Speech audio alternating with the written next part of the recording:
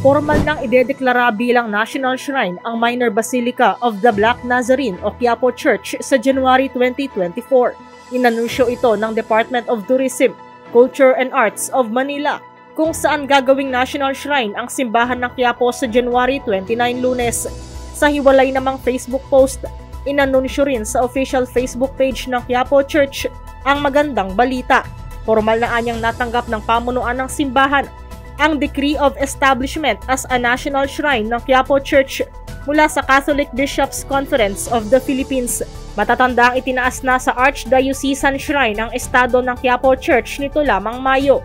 Una rito, iniulat na rin ng pamunuan ng Quiapo Church na babalik na sa dati ang traslasyon sa January 2024 gaya noong pre-pandemic years.